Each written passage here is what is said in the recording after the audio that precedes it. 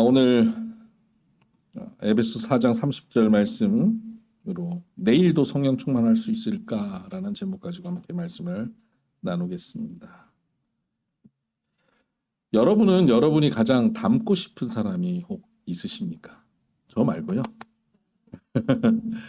여러분 젊을 때 어려서부터 닮고 싶어 하던 영웅도 있을 거고 위인도 있을 겁니다. 어쩌면 부모님이실 수도 있고요. 혹시 성경을 읽으면서 성경 안에 있는 인물 중에 닮고 싶은 인물이 혹시 있으십니까? 또는 성경에 있는 인물 중에 제일 부럽다라고 생각되는 인물 누굽니까? 교인들에게 물어보면 첫 번째 나오는 인물이 누구냐면요, 다윗이에요. 다윗. 그런데 저는 좀 생소한 인물을 부러워합니다. 퀴즈 내볼까요? 못 맞출 거예요.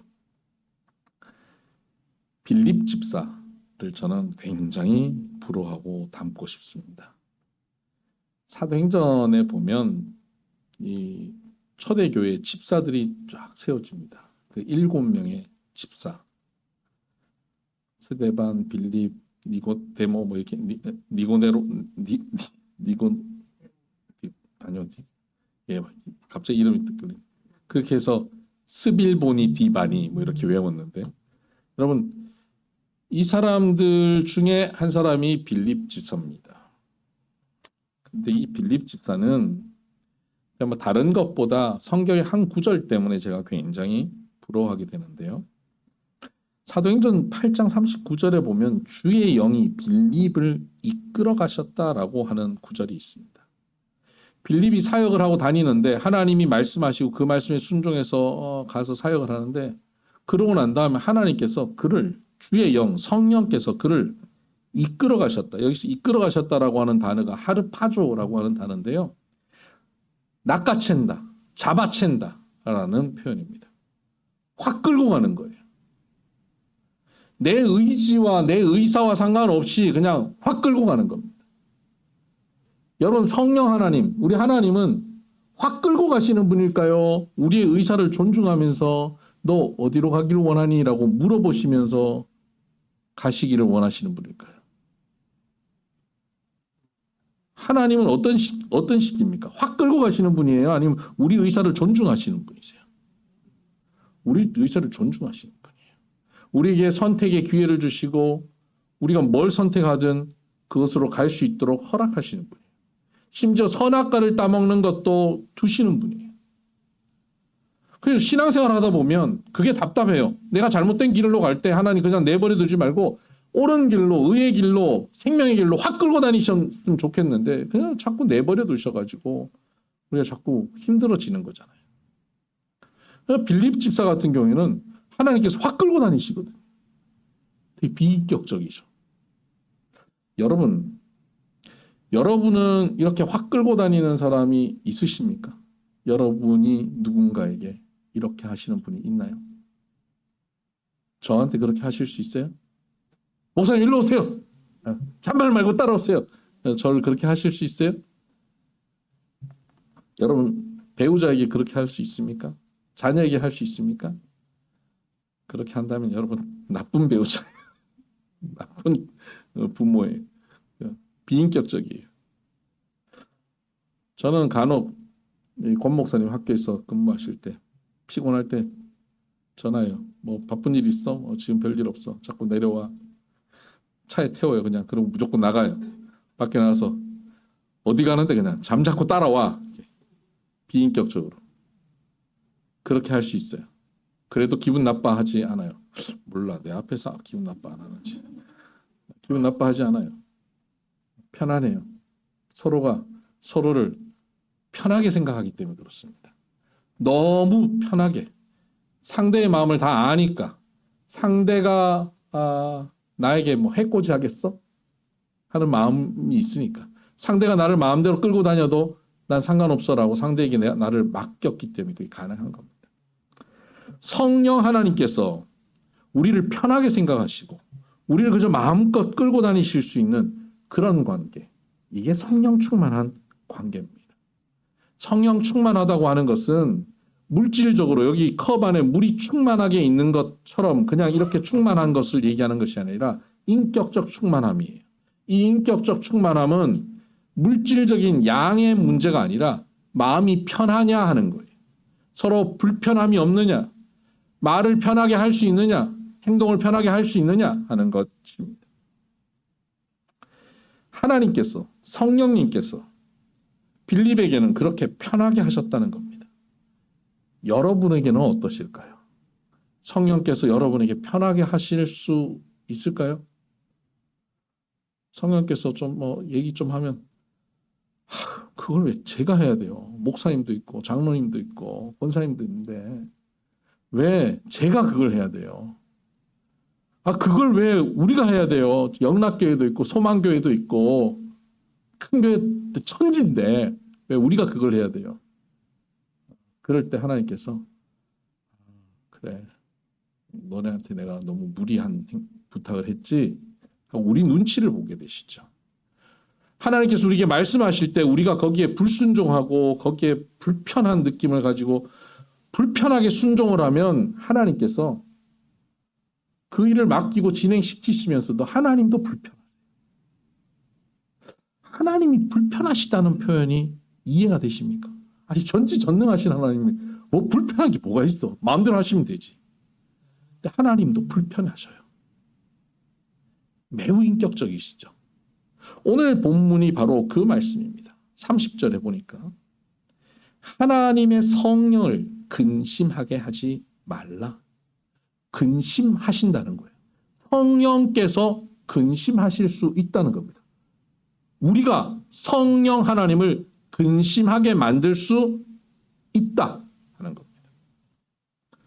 반면 그렇다면 성령 하나님께서 근심하게 되지 않고 편안하게 할 수도 우리가 있는 것입니다. 그럼 오늘 본문을 통해서 우리가 어떨 때 성령 하나님께서 근심하시는지, 어떻게 하면 근심하지 않고 편안하게 하시는지를 좀 우리가 살펴보면 늘 우리가 성령 충만하게 살 수 있는 길이 보이지 않겠습니까? 여러 가지로 근심하게 되는 성령께서 근심하시는 이유가 있을 수 있는데요. 오늘 본문을 중심으로 좀 살펴보면 이렇습니다. 4장 26절을 한번 보시죠. 분을 내어도 죄를 짓지 말며 해가 지도록 분을 품지 말고 마귀에게 틈을 주지 말라. 마귀에게 틈을 줄 수 있는 길이 있는 거예요. 우리가 성령께서 우리 가운데 임하시고 우리와 영원토록 함께 하시는데 성령께서 불편하시고 근심하신 게 언제냐면 마귀가 틈타고 들어왔을 때입니다. 여러분 한번 생각해 보세요. 여러분 한 관계끼리 이렇게 앉아서 같이 식사하고 있는데 굉장히 불편하고 말도 섞기 싫고 그냥 같이 같은 공간에 숨도 쉬기 싫은 사람이 그 자리에 와서 나도 같이 먹자 그러고 덤벼들면 여러분 어떻겠어요? 얼마나 불편하겠습니까? 성령께서 마귀와 함께 거하시는 게 얼마나 불편하시겠어요? 우리의 마음에 마귀가 틈을 타고 들어올 수 있게 만드는 것, 이건 성령을 근심케 하는 일이에요. 마귀는 정문으로 안 들어옵니다. 왜냐하면 정문으로 들어오면 우리가 막아버리니까요. 못 들어오게 해요. 마귀가 아닌 것처럼 안 들어올 것처럼 이런 걸로 마귀가 들어올 리가 없을 것처럼 우리에게 들어옵니다. 에이 저런 틈으로 어떻게 들어와? 여러분 며칠 전에 뉴스 봤더니요. 베트남 이렇게 베트남 노동자들인지 하여튼 경찰서에 잡혔대요. 한 10명 가까이 잡혔대요. 요만큼 틈이 이렇게 여는 창문 틈으로 그 사람들 다 빠져나갔다는 거 아니에요. 여러분 이 틈으로 어떻게 사람이 빠져나가지? 그 틈으로 또 나가요. 아니, 이 틈으로 마귀가 어떻게 들어오지? 그 틈으로 들어와요. 들어오면 성령께서 근심하게 되십니다. 우리의 성령의 충만함은 사라져버립니다. 그러면 그 틈이 뭘까? 26절에 보니까 분을 내어도 죄를 짓지 말며 분 내어 죄 짓는 게 틈 주는 거예요. 아니 분 안 내는 사람이 어디 있습니까? 여러분 분 안 나는 사람이 어디 있어요? 짜증 안 나는 사람이 어디 있습니까? 날마다 짜증 나는 일들이 주변에 가득한데 짜증 안 나는 사람이 없어요. 짜증 나죠. 짜증 나는데 분을 내어도 성경은 우리가 분을 내는 거에 대해서 뭐라고 하지 않아요. 분을 낼 수 있어요. 분이 나요. 그건 내 의지와 상관없이 그냥 나는 거예요. 근데 나는데 죄를 짓냐 안 짓냐는 내 의지와 상관이 있습니다. 분이 나는데 그 분 나는 거 가지고 소리를 지르고 욕을 하고 그 분 나는 거 가지고 흥분해서 행동하는 것, 이 죄를 짓는 거예요. 이건 안 할 수 있어요. 분이 나는데 그것을 행동으로 옮기는 순간 마귀가 틈타고 들어옵니다. 또 분을 내어도 해가 지도록 분을 품지 말고 그랬습니다. 행동으로는 안 옮겼는데 부글부글 끓어오르는 분을 가지고 계속 해가 지도록 버티는 거예요. 그 지나가 버려야 되는데 그 분을 무슨 하나님 말씀처럼 주야로 묵상하는 거예요. 이게 마귀로 틈타게 하는 겁니다. 계속 생각하는 거예요. 집에 누워서도 생각하는 거예요. 아까 그렇게 말해줬었어야 되는데 다음번에 만나면 이렇게 말해줘야지. 그냥 눈앞에 두고 이렇게 해야지. 이게 마귀가 틈타게 하는 거예요. 더 좀 구체적으로 나가면 29절에 보면 무릇 더러운 말은 너희 입 밖에도 내지 말고 오직 덕을 세우는 데 소용되는 대로 선한 말을 하여 듣는 자들에게 은혜를 끼치게 하라. 더러운 말을 입 밖에 내는 것, 이것이 바로 죄 짓는 행동입니다. 아, 말을 밖에 내는 게 죄 짓는 거구나. 이게 마귀를 환영하는 것이구나. 마귀여 오시옵소서 하는 거, 그게 뭐냐? 내 삶에 마귀가 관여되게 되는 것, 그게 뭐냐? 더러운 말을 하는 거예요. 여기서 더러운 말이라고 하는 것은 어떤 말이냐? 쓸데없는 말을 얘기합니다. 그러니까 막 쌍 욕을 하는 것만을 포함하는 게 아니에요. 아주 뭐 음탕한 말하고 하는 게 더러운 말만이 아니에요. 그게 다 더러운 말에 포함되지만 여기 헬라어로는 쓸데없는 말이라는 뜻입니다. 해봐야 아무 소용없는 말. 그런 말 여러분들 있잖아요. 그 노인들 그런 말이야. 에휴, 나이가 들면 죽어야지. 그런 말. 그럼 지금 죽으세요. 그럼 죽겠어요. 그런 말 왜 하냐고요. 그런 말 쓸데없는 말이에요. 내가 그냥 하는 것마다 내가 되는 일이 없어. 내가 뭐 되는 일이 있겠어? 이러면 여러분 합니까? 그 말 뭐 하려고 합니까? 여러분 되는 일이 없었으면 좋겠습니까? 또 뭔가 되기를 원하잖아요. 근데 왜 그런 말을 하냐고요. 내가 뭐 이거 하면 되겠어? 그러고 왜 복근을 왜 긁어요? 그러고도 될까봐 긁는 거 아니에요. 그건 다 쓸데없는 말이에요. 쓸데없는 말이 바로 더러운 말이고 그 쓸데없는 말이 마귀가 틈타는 말이 되는 겁니다. 그런 말들이 우리로 불편하게 하고 주변을 불편하게 하고 성령을 불편하게 합니다. 여러분 혼자서 화가 나가지고 혼잣말로 투덜대잖아요. 옆에 있는 사람한테 욕한 게 아니에요. 근데 옆에 있는 사람이 불편해질까요? 안 해질까요? 불편해집니다. 혼자서 투덜대요. 그런데 옆 사람이 불편해져요. 더러운 말을 하면요. 더러운 말을 하는 나 자신이 불편해지고 제일 먼저 내가 들으니까 옆에 사람이 불편하고요. 성령께서 불편하셔요. 누가 편하죠? 오직 유일하게 마귀만 편해요. 여러분의 말로 마귀가 편해지는 말이 있다면 그걸 멈춰야 되지 않겠습니까? 말을 멈춰야 돼요. 더러운 말을 멈춰야 돼요. 좀 더 구체적으로 좀 더 다시 들어가 봅시다. 31절을 보면 너희는 모든 악독과 노함과 분냄과 떠드는 것과 비방하는 것을 모든 악의와 함께 버리고. 이런 이 쓸데없는 말은 어떤 거냐면 악독이에요. 그 말 중에 독이 들어가 있는 말이 있잖아요. 똑같은 말인데 뭐 이런 거. 이 서류 좀 다시 좀 해오세요. 라고 부하 직원한테 얘기를 해요. 이 서류 좀 다시 좀 해오세요. 라고 하는 것과 서류 좀 다시 좀 해오지 하는 것은 달라요. 두 번째 말에는 독이 들어가요.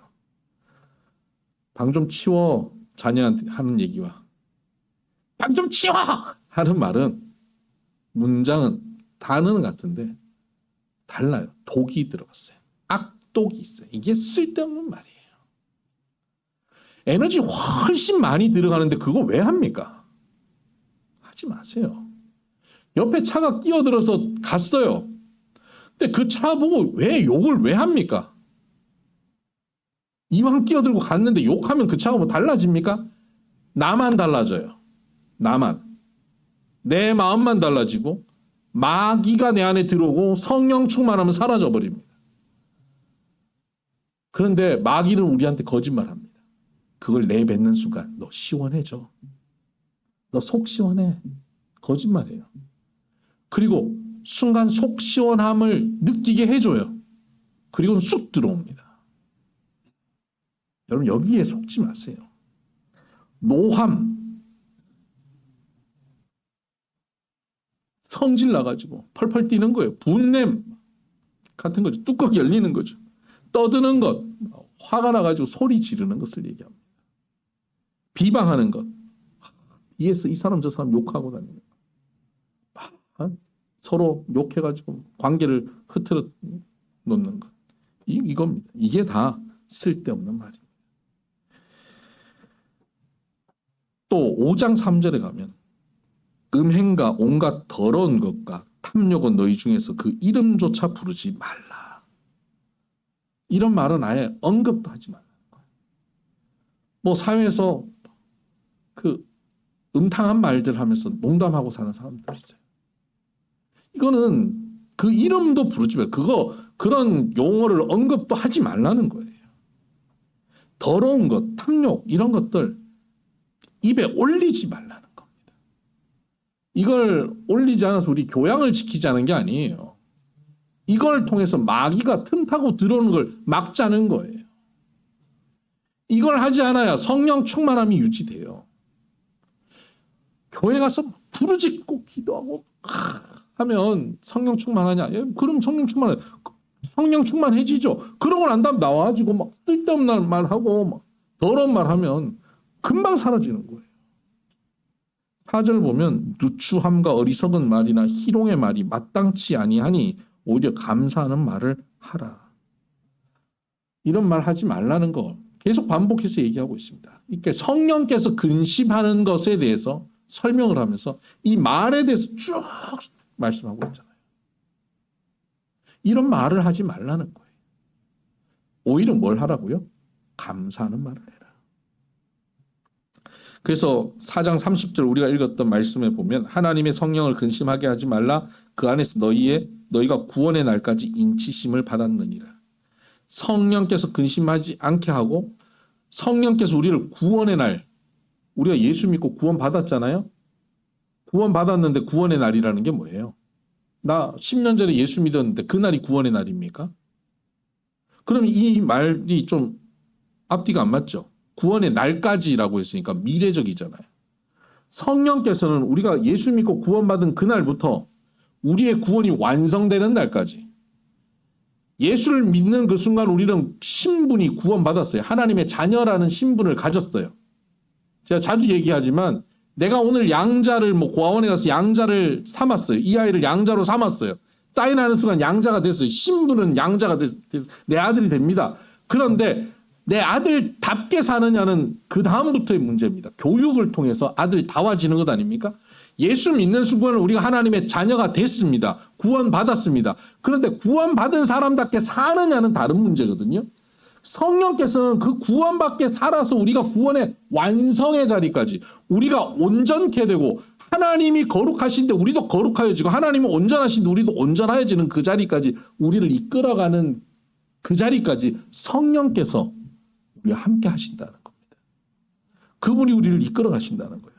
그래서 그분이 내 안에 계시면서 근심하지 않고 우리 눈치 보지 않고 불편해하지 않고 그분이 마음껏 일하실 수 있는 것, 그게 성령 충만함인데, 그 성령 충만하려면 어떻게 해야 된다고요? 32절, 서로 친절하게 하며 불쌍히 여기며 서로 용서하기를 하나님이 그리스도 안에서 너희를 용서하심 같이 하라. 이렇게 하라는 겁니다. 이게 아니 성령 충만함하고 옆에 사람한테 친절하게 하는 것하고 서로 감사하게 얘기하고 서로 받아들일 수 없는 존재를 용납해 주는 것하고 성령 충만하고 무슨 상관관계가 있을까요? 이걸 좀 우리가 신학적으로 좀 깊이 있게 좀 생각을 해봐야 됩니다. 뜬금없이 성령 충만함을 얘기하는데 왜 옆 사람하고 잘 지내라는 얘기를 할까요? 성령께서 우리 인류에게 처음 오시던 날이, 그러니까 뭐 그전에도 뭐 일시적으로 오셨다 가셨다 하셨죠. 구약에서도 하나님의 영이 임하시고 뭐 떠나시기도 하고 했는데, 한 번 오셔서 영원토록 임재하시는 성령의 역사가 우리에게 펼쳐지던 그날이 언제냐면 오순절입니다. 그래서 사도행전 2장에 오순절 마가다락방에 120명의 성도들이 모여 기도할 때 성령이 임하시고 그날 성령의 충만함이 임하죠. 그렇게 성령께서 우리에게 본격적으로 임하신 바로 그날, 예수님이 부활 승천하신 이후 성령께서 임하신 그날 성령께서 오셔서 우리에게 뭐 하셨는지 아십니까? 그날 각국 방언으로 말하게 하셨습니다. 제자들이 나가서 각국 방언으로 말하면서 언어 소통으로 지장이 있었던 사람들에게 그들이 경험한 예수 그리스도에 대해서 증거하게 됩니다. 그러니까 말이 안 통하는 사람들에게 말이 통하게 되는 것이죠. 소통이 되는 거예요. 커뮤니케이션이 되는 거예요. 서로 말 통하는 역사를 성령께서는 일하고 계셨던 겁니다. 왜 성령께서는 말 통하게 하셨을까요? 성령이 말 통하게 하시는 그 일을 통해서 뭘 만드셨냐면 그날 교회라고 하는 것을 만드셨습니다. 여러분, 성령께서 우리 안에서 결국 궁극적으로 하시고자 하는 일이 뭡니까? 구원을 완성하는 일입니다. 저와 여러분을 구원받은 사람이 구원받은 사람답게 온전케 되어지는 그 자리까지 우리를 이끌어가는 거예요. 여러분, 예수 믿는 사람 중에 저게 뭐 예수 믿는 사람이야, 이런 사람들 많이 보시죠? 거울 속에서도 보시죠? 그 예수 믿는 사람이 왜 저 모양이지 하는, 거기서 머물지 않고 그 사람이 정말 예수 믿는 사람답게 만들어가는 그 일을 완성하시는 게 성령의 하실 일이란 말이에요. 그 일을 위해서 성령께서 이 땅에 오셔서 처음 하신 일이 뭐라고요? 소통하고, 소통을 통해서 교회를 세우셨어요. 그럼 여기서 우리가 생각해 볼 수 있죠. 소통을 통해서 교회를 세운 그 일이 우리로 하여금 구원을 완성시키는 일에 가장 필수적이고 핵심적인 일이구나 하는 것을 우리는 생각해 볼 수 있습니다. 그렇죠? 그러면 왜 교회가 세워지는 것이 구원을 완성시켜가는 일에 필수적일까요? 내 안에 성령께서 구원을 이루어가는데 가장 필수적인 게 왜 교회를 세우는 걸까요? 교회 공동체가 없이는 우리의 성령 충만함이라고 하는 것은 언제나 일시적이기 때문에 그렇습니다. 우리는 감화 감동 받을 수 있습니다. 은혜 받을 수 있습니다. 은혜 받아서 흥분할 수 있습니다. 그리고는 뭐 손들고 주여 저를 사용하시옵소서, 제 전 재산을 드릴게요, 저를 아프리카 선교사로 보내주시옵소서 할 수 있습니다. 은혜 받는 순간 다 할 수 있습니다. 그래 놓고는 그 다음 계산합니다. 이건 좀 과한데? 그러면서 점점 그 감동이 사라져요. 제가 그런 분들 많이 봤습니다. 무슨 뭐 어디 수련회 같은 데 가거나 부흥회 같은 데 가거나 기도원 같은 데 가서 은혜 흠뻑 받고 오신 분들. 이제 제가 완전히 변했어요. 내 인생이 완전 새로워졌습니다. 제 남편이 완전히 변했어요. 이제는 과거의 삶과는 전혀 다른 삶을 살 거예요. 이렇게 막 자신만만하게 얘기하는 사람들을 보면 저는 무서워요. 금방 돌아갈 거거든요. 금방 원점으로 돌아갈 게 뻔히 보이는데 그때 저분이 저렇게 큰 소리 쳤다가 원점으로 돌아가면 큰 소리 친 게 부끄러워서 교회를 못 나오는 경우가 생기더라고요. 그래서 아우 괜찮다고 담배 끊었다 다시 필 수도 있는 거고 술 끊었다 다시 마실 수도 있는 거예요. 그거 괜찮아요, 괜찮아. 아니에요, 나 절대 그럴 수 없어요. 아니 그럴 수도 있어요. 그러니까 혹시 펴도 다시 오세요. 그렇게 김 빼는 얘기를 제가 하긴 하는데 여러분 성령 충만해가지고 혼자 흥분하고 혼자 감동을 받았는데 그게 사그라질 때가 너무 많아요. 나는 주를 위해 헌신하겠습니다 했는데 그게 무너질 때 너무 많아요. 그게 안 무너지고 끝까지 나는 한번 마음먹은 그 끝까지 나는 지킵니다. 나는 이제 난 절대 새벽 기도 빠지지 않고 나는 매일 말씀을 몇 장씩 읽는 거 빼지 않고 나는 철저하게 삽니다. 저는 그런 사람 또 더 무서워요. 제가 신학교 다닐 때 우리 가르쳤던 목사님이 그러셨거든요. 교회에서 제일 조심해야 될 사람이 누군지 아냐? 누굽니까? 새벽 기도 30년 매일 빠지지 않고 나오는 사람. 그 사람 제일 조심해야 돼. 자기는 철저하게 하는데 너는 왜 안 그러냐고 이런데요. 그러니까 자기 의지로 사는 거예요. 성령 충만한 사람이 그 성령 충만함이 무너지고 실패하는 것이 일반적이에요. 사람은 누구나 개인적으로 다 그럴 수밖에 없어요. 바울도 그랬습니다. 바울도 성령 충만하게 막 흥분하고 다니다가 혼자 돼가지고 그냥 확 무너질 때가 있었습니다. 베드로도 그랬습니다. 그런데 이 성령 충만함을 회복하고 지속시키는 게 어디 있냐면요. 교회 공동체에 있어요. 나 혼자는 무너졌는데 일어날 힘이 없어요. 바울이 선교행하면서 감옥에 던져졌는데도 찬송하고 감옥 문이 열리고 이런 일이 벌어졌어요. 빌립보 지역에서. 얼마나 성령 충만합니까? 그리고는 그 기세를 몰아가지고 계속 전도를 합니다. 데살로니가 가서 전도하고 베레아 가서 전도하고 이러는데 거기 부흥이 일어나는데 또 반면 박해가 있어요. 그래서 급히 도망을 쳤어요. 아테네까지 혼자서 그때까지는 팀으로 하다가 혼자서 급히 도망을 쳐서 아테네 갔는데 거기서도 자신만만해서 그 아레오바고에서 이 설교를 합니다. 그런데 별 결실이 없어요. 낙심합니다. 좀 마음이 무너졌어요. 왜 이렇게 안 되지? 이 쓸데없는 말이거든요. 왜 이렇게 안 되지? 그런 말 하면서 고린도 지역이었습니다. 고린도 지역에 가니까 거기 사람들이 너무 험상궂어요. 너무 거칠어요. 완전 주눅 들어버린 거예요. 거기서 그 앞에서 두려워서 떨고 뭐라고 해야 될지 모르고 이 성을 떠나고 싶어하는 마음이 생겼어요. 그때 하나님께서 그에게 알바 자리를 주선해 주십니다. 먹고 설교하는 거 접어두고 일단 먹고 살아야지 그러고 알바를 찾아갑니다. CU 이런 데 찾아가고 알바하려고 갔는데요. 그 주인이 누구냐면 브리스길라와 아굴라라고 하는 부부인데 그 사람들이 신앙인이에요.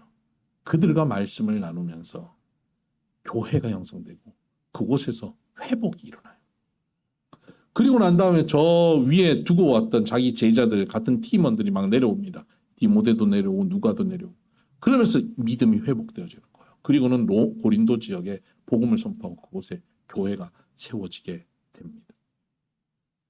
바울 같은 사람도 혼자서 몇 가지 시험거리, 어려움이 벌어지면 기도하면서 옥문이 열렸던 바울도 성령 충만함을 놓쳐버릴 수가 있다는 겁니다. 여러분, 그렇다면 우리는 어떨까요? 주일날 예배드리고 찬양하고 한 주간 또 살아가다 보면 성령 충만함 놓칠 때가 숱하게 있지 않겠습니까? 그럼 그것을 회복시킬 수 있는 길이 뭡니까? 그게 교회 공동체예요. 신앙 공동체. 우리 성도님들 이렇게 소그룹으로 모여서 말씀 나누고 하는 모임들이 있어요. 그 모임에서 하는 얘기들이 그거예요. 말씀 나누고 나니까 살겠다는 거예요. 회복된다는 거예요. 하나님의 음성을 듣는다는 거예요. 위로를 받았다. 사명을 발견했다. 힘을 얻었다. 소그룹 모여가지고 무슨 그 소그룹 모인 사람들한테 100만 원씩 나눠준 것도 아니에요. 그 소그룹 모여가지고 뭐 인삼 먹고 뭐 홍삼 먹고 힘난 것도 아니에요. 모여가지고 뭐 김밥 같은 거 먹고 커피 마시고 홀짝홀짝 먹고 앉아갖고 쭈그리고 앉아가지고 몇 시간씩 얘기하고 가는 거예요. 얼마나 피곤한 일인데요. 그거 했는데 힘이 난다는 거예요. 성령께서 회복시키시는 거예요. 교회 공동체가 바로 이런 일이에요. 오늘 주일날 올 때 여러 가지 근심된 일들, 문제들, 성령의 충만함을 가지지 못하고 나온 분들 나오셔서 함께 예배하고 찬양하고 기도하고 말씀 듣는 가운데 회복이 일어나잖아요. 아멘. 감격이 있잖아요. 이게 여러분 스스로 내가 회복돼야지 한다고 되는 게 아니라고요. 그것을 하나님이 아시기 때문에 이 시스템을 주신 거예요. 교회라고 하는 시스템을 주시고 최소한 일주일에 한 번은 모여서 예배를 하고 또 거기에 또 소그룹 모임들을 하고 같이 대화를 하면서 말씀을 나누게 해라. 이게 하나님이 주신 시스템이에요. 성령의 시스템이에요. 성령께서 처음 오셔서 만드신 시스템이 이거예요. 왠지 아십니까? 믿음이라고 하는 것, 우리에게 이 믿음이라고 하는 것은 들음에서 나기 때문에 내가 그냥 성경 읽어도 그런 성경 읽고 나 혼자 어디 굴에 들어가고 혼자 이렇게 묵상하면 회복될 것 같죠? 되는 것 같지만 안 돼요. 나 혼자는 절대 안 됩니다. 그렇게 해서 완전히 됐다 그러면 그 완전히 교만한 사람이 되는 겁니다. 하나님의 말씀은 형제의 입술을 통하여 들려질 때 하나님의 말씀이 됩니다. 들려질 때 하는 말씀이 돼요. 오늘 저를 세워서 하나님의 말씀을 증거하셔요. 말씀이 여러분에게 들려질 때 이것이 하나님 말씀이 돼요. 여러분은 함께 식사하고 커피 마시고 대화하면서 세상의 정보 이야기도 하겠지만 그 말고 하나님의 말씀을 서로 나눌 때 나에게 역사하신 하나님의 말씀을 형제와 자매를 통해서 들을 때 그때 하나님의 말씀이 여러분에게 들려지고 그것이 여러분을 일으켜 세웁니다. 이것이 은혜로운 말이고 여러분을 격려하는 말이고 여러분에게 성령 충만함을 회복시키는 말이 되는 겁니다. 다시 말하면 이것이 말씀이 되는 겁니다. 그래서 여러분 우리는 성령 충만함을 위해서 오늘도 성령 충만하고 내일도 성령 충만하기 위해서 우리는 뭘 해야 하느냐. 에베소 4장 1절을 한번 보십시다. 4장 1절. 그러므로 주 안에서 갇힌 내가 너희를 권하노니 너희가 부르심을 받은 일에 합당하게 행하여. 부르심 받은 일에 합당하게 해야 된다는 거예요. 뭘 해야 될까요? 3절에 보니까 평안에 매는 줄로 성령이 하나 되게 하신 것을 힘써 지키라. 이걸 하라는 겁니다. 하나 되게 하신 것, 성령이 하나 되게 하신 것을 힘써 지켜라. 여러분 성령이 하나 되게 하신 것, 하나님이 하나 되게 하신 것은 이 세상에 두 가지밖에 없습니다. 하나님이 하나 되게 하신 공동체는 이 세상에 두 가지밖에 없어요. 공식적으로. 하나는 부부입니다. 가정 공동체. 또 하나는 교회입니다. 교회 공동체. 가정 공동체와 교회 공동체를 하나 되게 하셨습니다. 이것을 힘써 지키라는 겁니다. 이걸 힘써 지키는 것이 성령 충만함을 유지하는 길입니다. 그거 힘써 지키지 않고 나 혼자 성경 읽고 나 혼자 기도하고 하면 성령 충만해지냐? 절대 안 됩니다. 교회 공동체를, 가정 공동체를 잘 지켜내야 합니다. 그러면 그것을 힘써 지키는 방식이 뭐냐? 2절에 나옵니다. 4장 2절. 모든 겸손과 온유로 하고 오래 참음으로 사랑 가운데서 서로 용납하고. 이것이 힘써 지키는 방식입니다. 겸손해야 합니다. 잘난 체 하면 안 됩니다. 여러분 공동체 지키는데 방해되는 게 뭔지 아십니까? 가르치려 하는 거예요. 김 집사 일로 와봐. 내가 김 집사 사랑하는 거 알지? 나니까 이 얘기 해주는 거야. 요구하지 말아야 돼요. 네? 기분 나쁘게 듣지 마. 기분 나쁜데 어떻게 기분 나쁘게 안 들어요? 기분 나쁘게 듣지 마. 이거 하지 말아야 돼. 교회 안에서 가르치는 거 하지 마세요. 가르치는 자는 하나님이 목사로 세우셨어요. 저를 여기 세우신 거예요. 저도 이렇게 가르치는 게 너무 몸에 배해가지고 집에서도 자꾸 가르치려고 그래서 제 아내가 나는 목사가 필요한 게 아니라 남편이 필요한 거야. 가르치는 것은 공동체를 깨트려요. 가르치려 하지 마세요. 겸손해야 가르치지 않습니다. 겸손해야 됩니다. 남을 나보다 낫게 여기는 겁니다. 온유해야 합니다. 온유는 부드러움이에요. 따뜻함이에요. 여러분 부드럽게 말할 수 있어야 됩니다. 맛있는 음식을 잘 요리해가지고 너무너무 고급 음식인데 요리해서 그것을 대접할 때 검은 비닐에 넣어가지고 픽픽 돌려서 툭 던지면서 먹어 이러면 그거 먹겠어요? 그 순간 음식 쓰레기가 되는 거죠. 내가 하는 말이 다 옳고 바른 말이고 정직한 말이고 너한테 다 양약이 되는 말인데 그걸 기분 나쁘게 하는 사람이 있어요. 여러분 머리 떠오르는 그 사람 있잖아요. 한마디만 해도 딱 기분 나빠지는 그런 식으로 말하는 게 온유하지 않는 거예요. 온유한 말은 굉장히 부드럽게 따뜻하게 그 말을 들으면 기분 좋아지는 거예요. 이게 온유함이에요. 그럼 온유함으로 공동체를 지켜야 됩니다. 아니 내가 틀린 말 했어? 틀린 말은 안 했는데 온유하지 않게 말했어요. 그럼 공동체 깨져요. 요새 팩폭이라는 말 있잖아요. 팩트, 폭격. 내가 언제 틀린 말 했어? 나는 언제나 진실말을 말해. 나는 틀린 말은 안 해. 그거 하지 마세요. 가정에서, 교회에서 진실말을 말하지 마세요. 그럼 법정에서 하세요. 가정에서, 교회에서는 진실만을 말하죠. 이거 어때? 이 예뻐? 너무 예뻐. 환상적이. 맛있어? 소금 좀 더 가져와봐. 하지 마세요. 먹고 소금 나중에 털어넣으세요. 진실을 얘기하지 마세요. 환상적이야. 너무 맛있어. 목사님 설교가 너무 감동적이에요. 이렇게 얘기하지. 목사님 설교가 그저 우리 교회 이찬수 목사님 설교는 감동적인 목사님 설교는 진실을 얘기하지 마세요.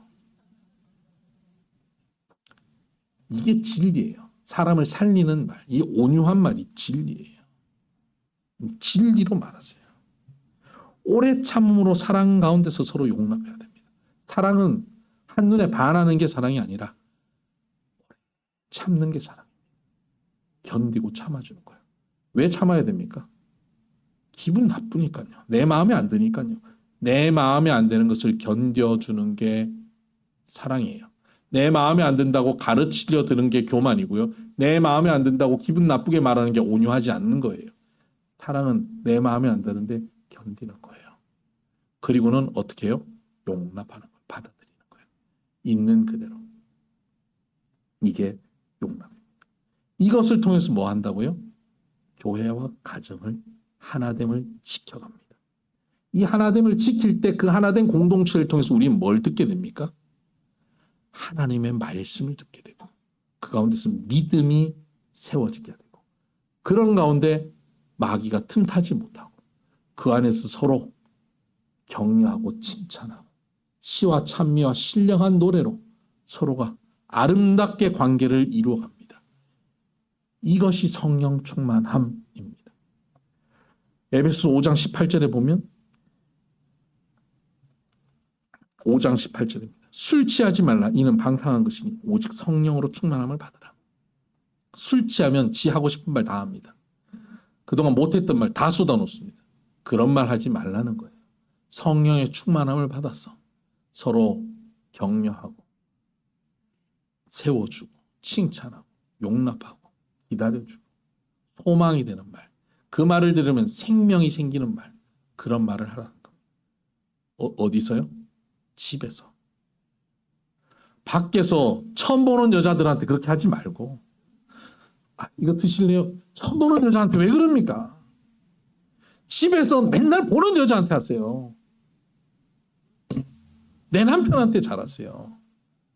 남의 교회 목사한테 하지 말고 저한테 잘하세요. 남의 교회 성도들한테 우리끼리 잘하라, 우리끼리. 멋있습니다. 근사합니다. 덕분입니다. 그렇게 서로가 용납하고 세워줄 때 우리는 이 안에 성령 충만함을 지속시켜갈 수 있습니다. 성령 충만함이 지속될 때 저와 여러분은 구원받은 자답게 계속 온전하여 가는 것입니다. 성령께서 우리를 온전케 하는 그날까지 날마다 성령 충만하여지는 아름다운 가정과 교회를 이루어가는 우리 비손의 성도들 되기를 주의 이름으로 축복합니다. 기도하십시다.